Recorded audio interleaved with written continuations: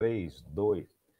Boa tarde, voltamos. Nós estávamos aqui pontualmente meio-dia, que o Dr. Paulo é rigoroso no horário, que me ajuda aqui. Eu me perco um pouco, o Dr. Paulo me faz entrar na linha. Bom, nós estamos de volta. Você não tem... Você se atrapalha porque você não tem neto para te ajudar. É isso.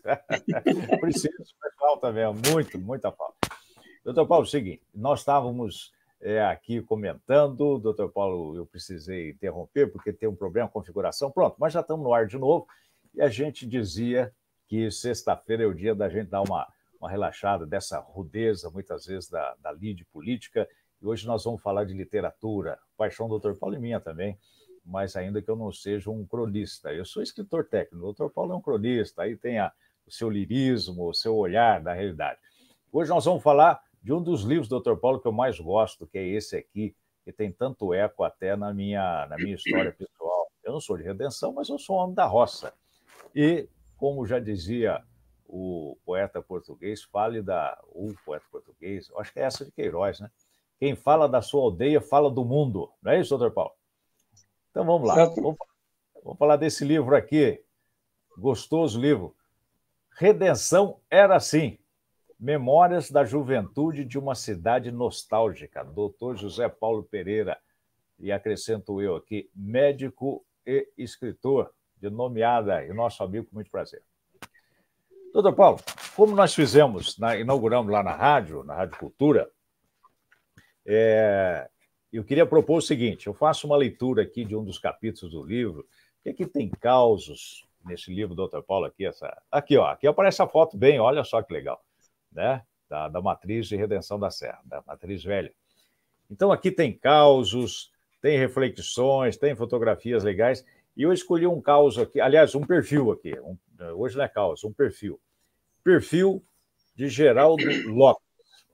Para você ver que o acompanhamento aqui é fidedigno, ó, é esse perfil aqui que a gente vai ver agora. Geraldo Lopes, página 50 a 51. Doutor Paulo, me permite, você também que está nos acompanhando, vou fazer uma leitura breve aqui. Nem todo mundo conheceu esse homem, mas todos aqueles que tiveram esse privilégio, tão felizes por poderem... Aqueles que tiveram esse privilégio se orgulharam de ter convivido com uma das pessoas mais ilustres de redenção. Os mais novos podem pensar que estou falando de um político, de um fazendeiro, de um homem rico. Não. Estou falando de um homem ilustre. Geraldo Lopes morava lá no sertão, tinha um sítiozinho de onde tirava subsistência. Trabalhava muito no batente, tendo as mãos calejadas. Era amigo de todo mundo e, mais do que isso, era respeitado por todo mundo. Não sei da sua formação, mas, como era regra, provavelmente não havia completado o curso primário. Mas qualquer interlocutor via nele uma pessoa letrada. Falava português correto, com palavras claras, bem colocadas, demonstrando ser um cidadão diferente, afeito a leituras e a aprendizado. Mas que figura singular, doutor Paulo. Depois a gente aprofunda um pouquinho mais aqui. Como é que pode?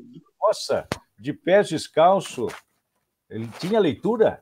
Para começar, que leitura chegava a ele? Porque na época não tinha jornal, não tinha nada, não tinha nem rádio, né? Como é que era isso? Conta um pouquinho para nós, por favor. A Redenção tinha algumas... Eu acho que tinha por talento. O Geraldo Lopes tinha talento, ele é um homem talentoso. Onde que ele arranjava fonte de informação, não sei, mas ele lia. Com certeza, livros, ele pegava... Porque ele tinha familiares que moravam na cidade. Ele é tio do padre Pedro Lopes. O Agostinho morava em Taubaté, quer dizer, com certeza o Agostinho levava para ele informações, etc. De modo que ele era um homem, conversar com o Pedro Lopes era uma delícia. Ele era uma pessoa muito... O Geraldo Lopes era uma delícia, muito interessante, muito inteligente, muito bem informado. É uma delícia. Era um homem ilustre, nascido na roça, criado na roça, viveu a vida inteira na roça. E via o Geraldo Lopes com sapatos, que ele era congregado mariano. Então, quando ele botava o uniforme de congregado mariano... Opa! Hoje não é um dia muito feliz. Caiu, a transmissão do Dr. Paulo caiu. Vamos ver se ele volta aqui, se ele clicar de novo. começou a falhar a internet. Hoje está aqui uma verdadeira conspiração contra o Dr. Paulo, contra a nossa live aqui. Eu vou pedir para ele, clica de novo, Dr. Paulo. Clica de novo, por favor. Sua transmissão caiu.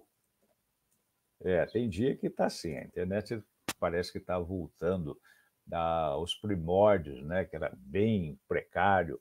Olha aí, Dr. Paulo está de volta aqui. Opa, que beleza. Estou de volta. Então, eu estava falando desse homem, entendeu? Como ele era. Então, eu digo, quando ele estava uniformizado como congregado mariano, ele usava sapatos. Mas quando ele vinha da roça, que ele passava pela casa da minha avó, na frente da casa da minha avó, ele morava no sertão, lá a Redenção passava na frente da casa da minha avó, onde eu vivia praticamente a minha infância. Então, ele passava descalço, pés descalços, calça de brim arregaçada até o meio da canela, para não sujar de barro. E era assim que ele era, chapéu na cabeça, assim, chapéu, mas com roupas limpas, com roupas simples da roça, de brim, feito por costureiras de lá. Mas sempre muito distinto, muito elegante, dentro daquele estilo de elegância do roceiro. Mas o importante é isso, tá na crônica que eu fiz sobre ele, você com certeza irá abordar. Ele aprendeu a falar inglês sozinho.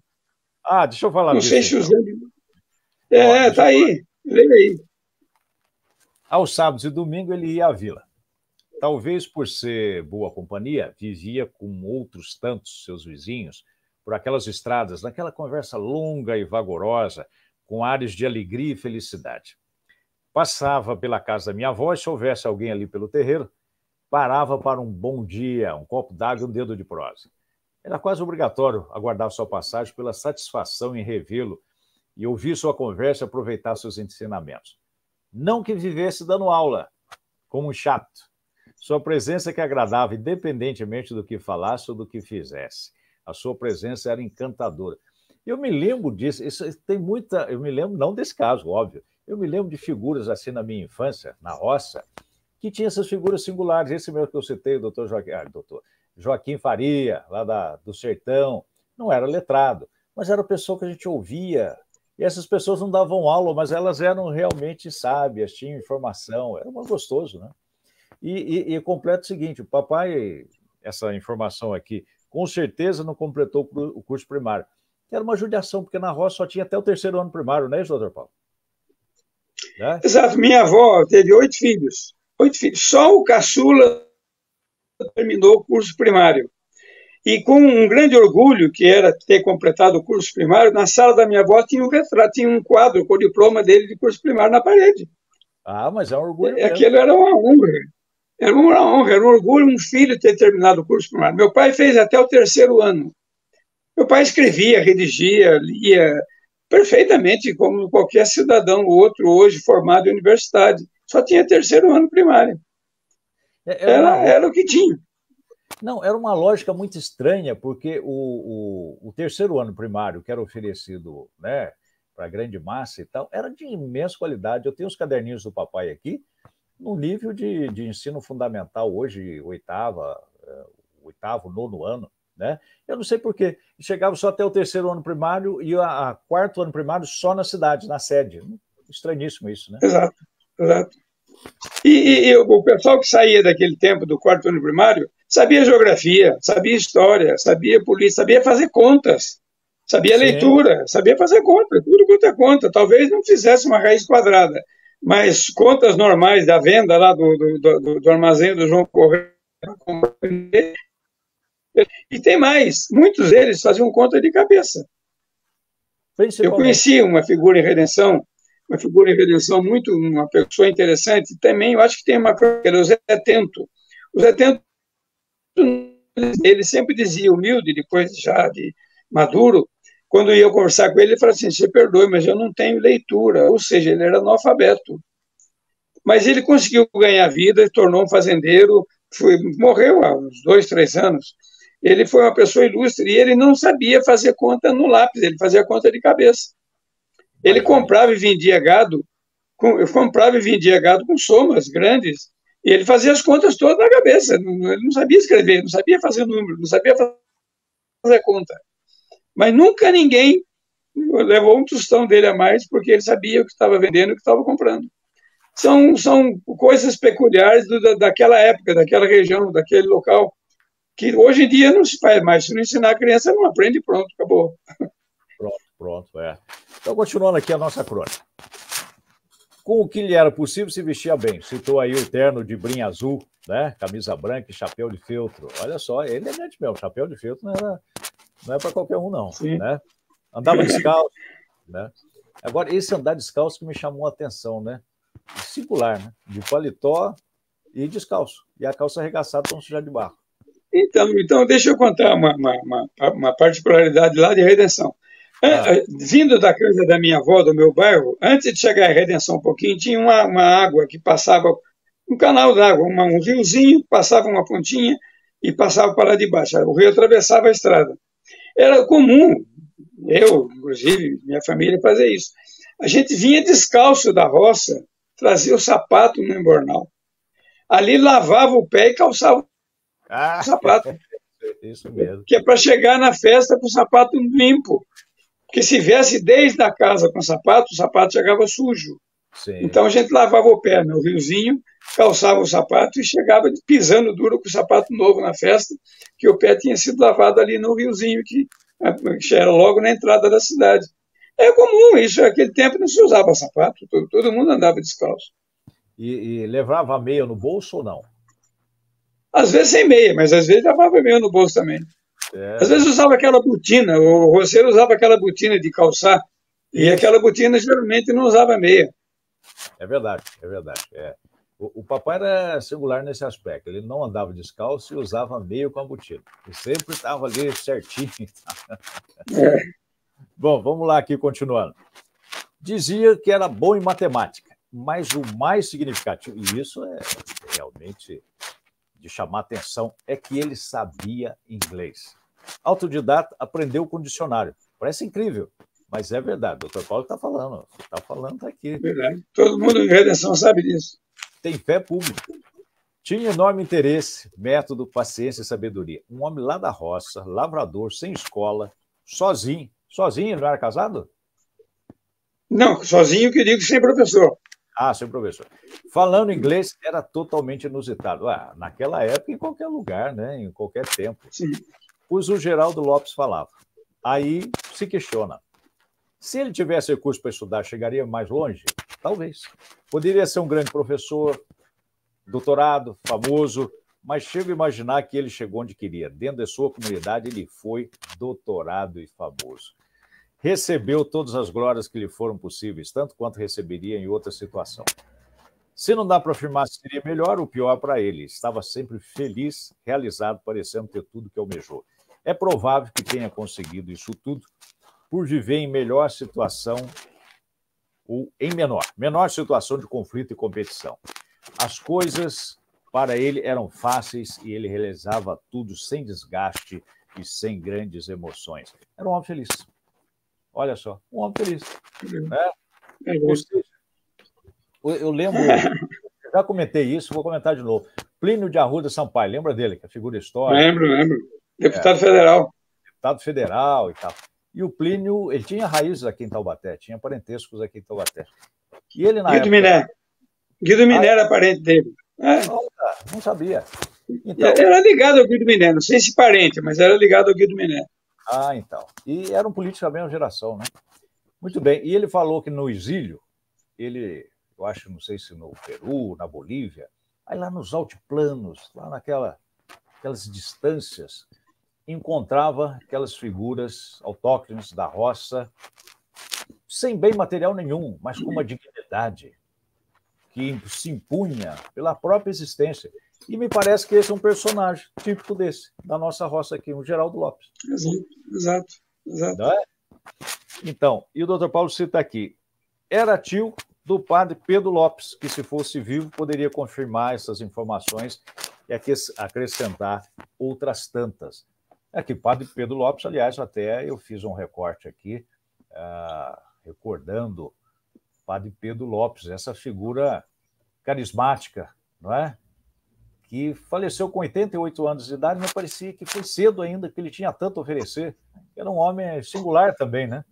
até vou ler aqui um resuminho da biografia dele, está aqui no parágrafo de baixo. Nascido em Taubaté, 17 de maio de 26, Pedro Lopes foi... 26 era, assim, bem anterior, doutor Paulo. Foi ordenado sacerdote em 61, no ano que eu nasci. Em 6 décadas como sacerdote, fez curso de comunicação com Chico Anísio. Eu não sabia disso, olha só. Violão com Eupídio dos Santos e criou polêmica ao dar entrevista dos programas da Hebe Camargo e da Dercy Gonçalves, além de ser o primeiro padre diocese de Taubaté a tocar violão e cantar em uma missa. Olha, essa família, então, tinha figuras exponenciais, né? Padre Pedro Lopes era uma figura maravilhosa. Eu me lembro que eu era bem pequenininho, ele era padre, ele foi uma vez em Redenção, e ele tocando violão e cantando. Aquilo para mim foi uma novidade absurda, quer dizer, como é que pode padre cantar e tocar violão? Isso não existe. Padre é aquele cara que anda quietinho, bonitinho, papapá, com a coroinha na cabeça, né? Porque os padres tinham uma coroa na cabeça, de batina preta e coroa na cabeça. Hã? Tonsura, né? Tonsura, exato. O corte ali. Exato. E o padre Pedro Lopes chegou lá tocando violão e cantando. Aquilo para mim ficou... Eu comecei a admirar o padre desde a primeira vez que eu vi. E foi meu amigo. Eu atendi o padre no consultório algumas vezes. Sempre que encontrava com ele, era muito gentil, muito alegre. Gostava muito dele. O padre Pedro Lopes foi outra figura importante na minha vida. Sempre elegante, né? Aquele cabelo, assim, parecia que não tinha nem um fiozinho fora do lugar, né? Parecia que tinha acabado de tomar banho. Essas figuras que fazem falta, né? Estão acabando, a gente vê todo mundo agora aí, não se cuida mais da aparência, né? Eu vejo até no serviço religioso. Outro dia eu vi, não tinha como não observar, assistindo a missa e aparecido, um sujeito lá, um só, não, vários, merbudão, chinelão, o outro de camiseta, como se estivesse na praia. Gozado, né? Eu não sei se... Mas hoje em dia encontrar uma pessoa de gravata como você é raridade. Até me critico e tal, mas eu gosto, é recordação da época de papai ainda, né? Quando a gente está pela rua e encontra alguém de terno e gravata, é advogado que está indo para o fórum. Ah, também. É por isso que até... Você sabe, doutor Paulo, que penso que eu sou advogado, não, sou engenheiro eletrônico.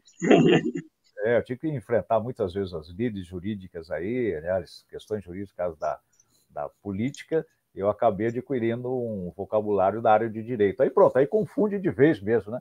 Ah, o senhor podia dar um parecer aqui. Não posso. Até posso, mas não sei se vai é parecer de engenheiro.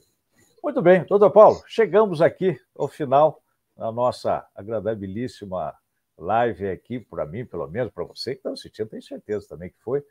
Eu só queria aproveitar o seu prestígio e fazer um convite agora de cidadania. O doutor Paulo tem a paixão pela medicina, pela literatura, né, por Redenção da Serra, e eu também tenho, mas a minha paixão principal é a veia política, é lidar com o bem comum. Então, eu queria fazer um convite aqui, aproveitando a presença do doutor Paulo, muito rapidamente, que é o seguinte.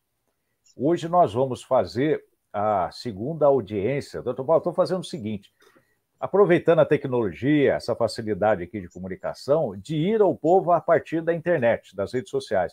Então, a gente está ouvindo a população bairro por bairro. Hoje, por exemplo, nós vamos comentar isso aqui, né, que o orçamento do município é essa fortuna aí, doutor Paulo, 1.690 bilhões de reais. E a Constituição... já pensou? E a Constituição determina que o povo seja ouvido. Mas é feito isso de forma um pouco formal, né, pela redundância aqui, e o povo, de fato, nem sabe que pode ser ouvido, que pode opinar, que tem o direito e até o dever de opinar, né? Então, para isso, nós dividimos a cidade em 10 regiões.